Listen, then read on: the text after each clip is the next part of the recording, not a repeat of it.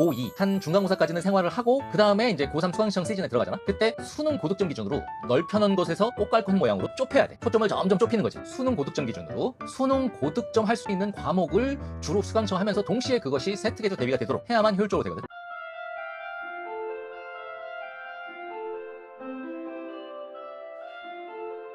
수강신청 잘했다고 소문나기, 사실은 장난스럽게 제목을 달긴 달았는데 2028학년도부터 너무너무나 중요해진 것은 이미 전 영상인 계열 선택에서 말을 충분히 했고, 바로 내용 들어가도록 하자. 어떻게 해야 수강신청이 내가 대학 들어가는데 아주 긍정적으로, 효율적으로, 생산적으로 도움이 되는지. 수강신청의 대원칙, 가와 나는 이미 다 눈치는 채고 있을 거야. 지원 희망 분야와 관련된 진로 선택, 융합 선택이 우리 학교에 개설돼 있을 무조건 들어야 돼. 무조건. 내가 희망하고 있는 그 분야, 진로와 융합 선택 과목은 가장 먼저 생기부에서 교수가 확인하는 거야. 그리고 저번 영상에서도 말했듯이 자기가 어떤 전형으로 대학에 갈 계획을 갖고 있던지 간에 대학 입장에서는 내신 5등급제에서 비교과를 최대한 모든 전형에 깔 수밖에 없거든. 그런 상황에서 비교과의 세특 기재사항보다 먼저 검토되는 것이 어떤 과목을 얘가 수강했느냐.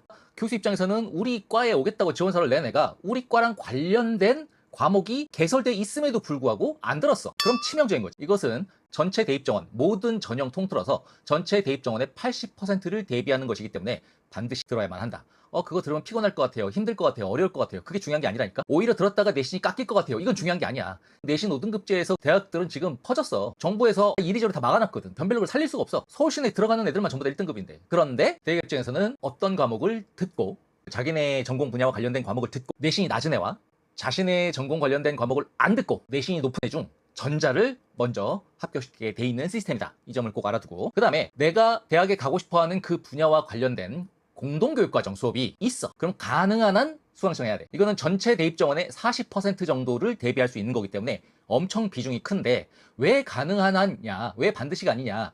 왜냐면 일단 첫 번째로는 집과 학교만 왔다 갔다 해도 퍼지는 게 고3 생활인데, 여기에서 내가 다른 학교까지 왔다 갔다 한다? 이건 조금 그래. 엄청나게 에너지가 소모되니까 내가 투자되는 시간과 에너지 대비 어떤 성적의 경쟁력, 이걸 따져야 되잖아. 약간 좀 문제가 있지만 그래도 가능한 한 듣는 게 좋다. 그 다음에 온라인도 요즘 많이 하지. 그런 것들은 좀 덜 피곤하긴 하지. 수업 효율이 좀 떨어져도 가능한 한과 반드시 구별해서 하도록 하고, 너희 학교에 어떤 과목이 개설되어 있는지, 너네 교육청에 어떤 공동교육과정이 개설되어 있는지 너네가 대학에 지원할 때 그 목록이 같이 넘어가기 때문에 너네가 개설되어 있는데 안 들은 건지, 개설 안 돼 있어서 못 들은 건지 대학들은 그거부터 확인한다는 것 꼭 명심하고, 그 다음에 이제 고2 입장에서 고3 때 내가 들을 과목들을 수강청하는 그 단계잖아. 내가 고1 때 넓혀둔, 물론 이제 나는 고1 때 최대한 넓게 선택해야 된다라고 말을 해놨는데, 사실은 올해 불과 한 달밖에 안 된 채널이기 때문에 지금 이걸 시청하는 고2 학생들은 고1 때 이 내용을 못 들었지만 어쨌든 넓게 넓혀놔야 돼. 고1 때는. 그 다음에 이제 고2 한 중간고사까지는 생활을 하고 그 다음에 이제 고3 수강신청 시즌에 들어가잖아. 그때 수능 고득점 기준으로 넓혀놓은 곳에서 꽃갈콘 모양으로 좁혀야 돼. 초점을 점점 좁히는 거지. 수능 고득점 기준으로. 왜냐면 고등학교 3학년 가서 내신이나 생기부 세특 기준으로 선택 과목 하는 건 너무 비효율이야. 이따 뒤에 설명하겠지만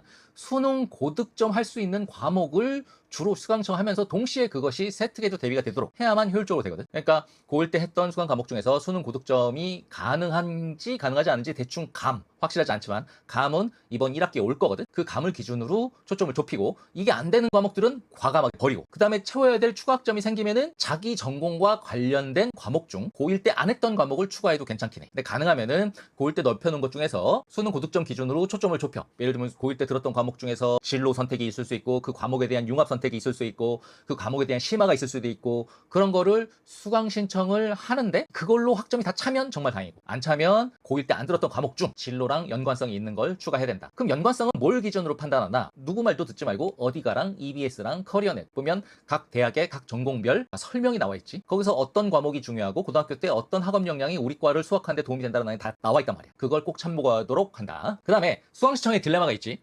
수강 신청은 최소 학점으로 들으면 비교과가 엄청나게 깎여. 왜냐면 세특에 어떤 과목을 들었는지, 그 다음에 그 과목의 학습 과정이 어땠는지, 이게 비교과잖아. 근데 이걸 채우기 위해서 많이 들으면 한 학기에 감당해야 될 과목이 많아. 그래서 석차가 떨어지는 거지. 결국은 어떻게 해야 돼? 이것도 안 되고 이것도 안 되고 둘 다. 즉 결국 들으면서도 안 떨궈야 돼, 성적을. 그게 중요한데 그 방법은 이번 영상에 약간 나오고 다음 영상이 내신 대비 방법에 또 자세히 나올 거야. 석차를 안 떨굴 수 있는 과목 선택을 하는 것이 바로 테크닉이다. 수강 신청 테크닉 이제 나왔지. 일단 소인수 과목에 대해서 좀 얘기를 할게. 소인수 과목이 예전에는 드문 거였는데 요즘엔 많지. 고교학점제라고 해서 되게 다양한 과목을 신설하다 보니까 소인수 과목이 나올 수밖에 없어. 근데 이 소인수 과목이 문제인 게 10명이잖아? 그럼 한 명만 1등급이야. 근데 9명도 1명, 8명도 1명, 7명도 1명, 5명도 1명만 1등급이야. 그 다음에 4명부터는 등급 외에 처리되지. 성적 처리가 안 되는 과목이 돼버리는 거야. 그러니까 이 소인수 과목은 되게 까다로운 게 뭐냐면은 가 1등급을 받는다. 그런데 기존의 9등급제에서는 4%가 1등급을 받는다. 그러니까 더 1등급이 쉬워졌다라고 잘못 말하는 사람들이 많은데 아니야. 등 아니면 다 망한다는 뜻이야. 2등급이나 3등급이 될 수도 있다는 뜻인데 서울시내 지원하는 애들이 전부 다 1등급이야. 1등급 맞은 애들로 서울시내 모집정원 다 채워버려. 그 상황에서 내가 그 반 안에서 2등을 했어. 8명 중에 1등 하는 거 쉬운 거 아니거든. 2등을 했어. 그러면 그 순간 대학은 10%나 1등급을 주는 이 상황에서 얘는 2등급이야?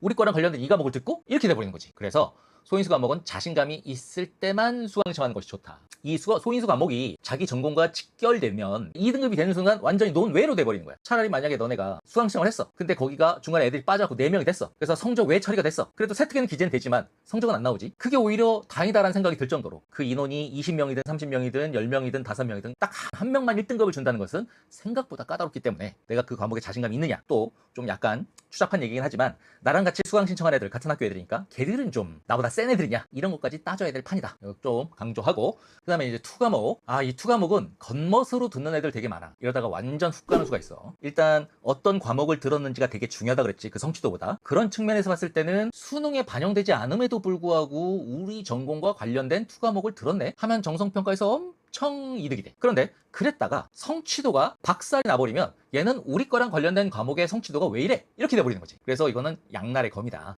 그래서 내가 말을 했지. 각 대학별로 자기네 학과에 필요한 권장 이수 과목이나 그 다음에 핵심 전공 과목 이런 것들을 공개한다고 저번 영상에서 얘기했지. 그걸 기준으로 내가 1년 뒤에 지금은 아직 몰라. 지금은 너네가 어떤 대학 갈지 몰라. 니네 성적이 형성되지 않았기 때문에 내가 1년 뒤에 유효한 성적을 가지고 거기 이제 합리적으로 막 그냥 꿈이 아니라 합리적으로 지원할 확률이 높아. 그 대학이 이거가 자기네 과를 위해서 권장 이수 과목이래. 그럴 때만 목숨 걸고 듣고 아니면 굳이 겉멋 때문에 들었다가 리스크를 감수하지 마라. 단지 성적 나오기 힘든 것뿐만 아니라 수과목은 중간고사, 기말고사 하거나 아니면 내신 기간에 엄청나게 시간을 많이 빼먹기 때문에 좀 조심해야 된다. 이 점 강조하고 그 다음에 이제 숨구멍 만들기 절대평가 과목 9개가 있지. 과학이나 사회, 융합 과목 중에 9개가 성적 처리가 절대평가야. 그러면 이제 학교마다 다르겠지만 보통 80%에서 92%까지 그냥 A등급을 줘버려. 절대평가인데 자기네 학교 학생인데 굳이 B등급, C등급 만들 필요는 없잖아. A등급의 퍼센트를 높게 본단 말이야. 물론 대학들도 A등급이네. 근데 이 학교는 A등급을 몇 퍼센트까지 A등급을 줬지 확인하긴 해. 그런데 어쨌든 A등급이잖아. 내가 80%까지 A등급을 주는 학교에서 A등급을 받았어. 그럼 대학 입장에서는 80%나 A등급을 주는 학교네 라고 생각할 수도 있겠지만 그 80% 안에서 1등이었던 애인지 79등이었던 애인지 확인할 방법은 없어. 그러니까 A등급은 A등급으로 봐줄 수밖에 없는 거지. 그러면서 내신에서 학습부가 엄청나게 줄어들어. 그래서 내 생각에는 한 학기에 하나 또는 안 돼도 1년에 하나 정도는 넣어주는 게 좋아. 물론 수행평가가 빡세긴 한데 이런 과목들이 수행평가가 빡세봤자 어차피 점수는 잘 주거든. 왜냐면 80% 90%까지 A등급 줘버리니까. 그래서 이런 과목을 막 이런 과목으로 다 깔고 뭐 그런 게 좋게 보이진 않겠지 정성평가에서. 하지만 한 학기에 하나 정도는 너희들한테 도움이 되고 교수들도 부정적으로 보지 않고 석차는 어차피 다른 과목에서 또 나오니까 그래서 이런 걸 전략적으로 활용해 줬으면 좋겠다. 이거 조금 당부하고 그 다음에 선택 과목이 유형이 있어. 선택 과목 유형이 다 알고 있지? 작년에 해봐서. 근데 대학 갈 때 어느 정도의 가치가 있느냐 따로따로 좀 따져볼 필요가 있어. 너희들이 이걸로 깔 수도 있고 이거랑 이거랑 섞을 수도 있고 이거랑 이거랑 섞을 수도 있는 거잖아. 작년에 해봐서 알지. 가치를 지금 정리를 딱 할 건데 진로 선택 전공 특화야. 진로 선택은 말이 진로지 우리 전공과 관련된 선택 과목이 너네 학교 있는데 이거 들었니? 입학사정관의 최애템이라고 해서 그냥 이거로 시작해서 이걸로 끝난다고 보면 돼. 그러니까 이게 없으면 아예 안 된다고 보면 돼. 일반 선택만 깔고 뭐 그러면 어정쩡해지는 거지. 입학사정관의 최애템이기 때문에 이거는 그냥 다 신청해야 된다. 이렇게 보면 되는 거고. 융합 선택은 알지? 2개 이상의 과목이 결합돼 있거나 하나의 과목인데 그것이 어떤 사회현상이라는 그 학문의 대상과 연결돼 있거나 이제 확장이라고 불러. 둘 중에 하나로 되어 있어 융합 선택은. 근데 이 융합 선택이 세특 만드는 데는 엄청나게 퀄리티가 좋게 나와. 보면 알겠지만 하나의 교과가 어떤 사회현상으로 확장되어 있다. 심화로 확장되어 있다. 2개 이상의 교과가 결합돼서 우리가 모르는 사회현상이나 산업 분야나 과학의 주제에 대해서 2가지 이상의 관점으로 복합적으로 고증한다. 뭐 이런 식으로 되어 있는 취지의 영역이기 때문에 세특을 썼을 때 학교 영상이 써줬을 때 때 정말 그럴듯하게 나와. 얘보다 훨씬 더. 그 다음에 양도. 하나의 과목에서 너네들이 하는 활동이 얘네가 훨씬 다양하고 훨씬 참신하거든. 그렇기 때문에 세특에 쓸 말도 되게 많아지고, 세특 소재 쓴 다음에 이러이러한 노력을 열심히 성실하게 꾸준히 했다, 이걸로 마무리되잖아. 근데 열심히 성실하게 꾸준히 했다라는 자리까지 다 융합선택의 학습 과정에 채워버릴 수 있을 정도로 세특이 굉장히 잘 빠진다, 무궁무진하다. 그런 측면에서 역량이 된다면 전공과 관련된 융합선택은 이거 하나 빼고 이거 선택해도 전혀 데미지가 없기 때문에, 오히려 좋기 때문에 꼭 선별해서 선택하는 것이 좋다. 그 다음에 공동교육과정. 공동교육과정은 뭐 진로 선택도 있고 융합선택도 있고 전문교과도 있고 심화도 있고 소인수도 있고 이름이 되어 있을 거야. 이렇게 모르겠어, 너네가 작년에 공동교육과정을 수강청을 했었는지 안 했었는지, 들었는지 안 들었는지 2학기 때, 그건 모르겠지만 지금 하는 것이 고3 수강청이잖아. 그 다음에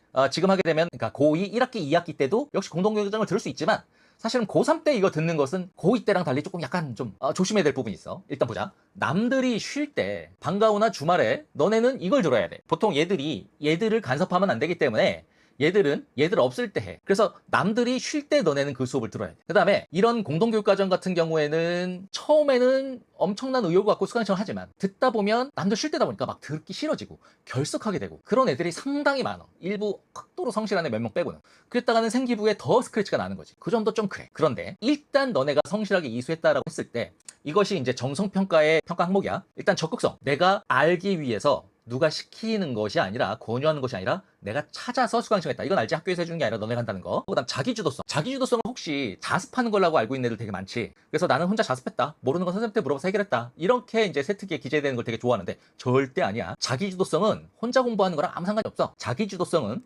내가 알고자 하는 것을 알기 위해서 그 필요한 알매 도구와 수단들을 스스로 개척하고 찾아내는 걸 말해. 예를 들면 공동교육과정도 거기에 해당될 수 있고, 내가 모르는 걸 알기 위해서 무슨 카이스트 물리학 동아리에다가 장력과 탄력에 대해서 필요한 자료를 제공해 줄 수 있는지 이메일로 문의했다, 뭐 이런 것부터 해가지고. 자기주도성은 알매 도구와 수단을 스스로 개척하는 것이다. 그것 때문에 학교에서 시키는 것이 아니라 너네가 알아서 수강청에서 이걸 찾아서 들은 거가 생기부에 기재가 되면 무조건 이게 들어가는 거지, 평가에서는. 그 다음에 이제 지적 호기심. 뻔하지? 이렇게 나오잖아. 그냥 수능을 위한 것만, 아까 투 과목도 그렇지만 수능을 위한 것만 딱 하는 거를 정성평가에서는 그닥 좋아하지 않아. 정시에서는 몰라도. 그러니까 내가 수능과 상관없이, 내신과 상관없이 알고 싶어서 수강했다, 이런 거 요 평가 과목에서 또 고득점이 돼, 정성평가에서. 그렇기 때문에 공동교육과정은 얘네만큼 필수적이다라고 말하는 건 아니야. 근데 내가 학종 또는 너희 때는 교과나 논술이나 정시에서도 비교과를 일부 반영한다고 하니까 그 과정에서 나는 내신이 안 좋기 때문에 어떻게든 비교과에서 고득점 남보다 해야 돼 라는 애들은 요거 적극적으로 고민해 볼 필요가 있는 거지. 하지만 리스크는 좀 있어. 그 뒤에 좀 이따 또 한번 얘기를 할게. 그 다음에 이제 방과 후 학교 얘기를 좀 해볼까?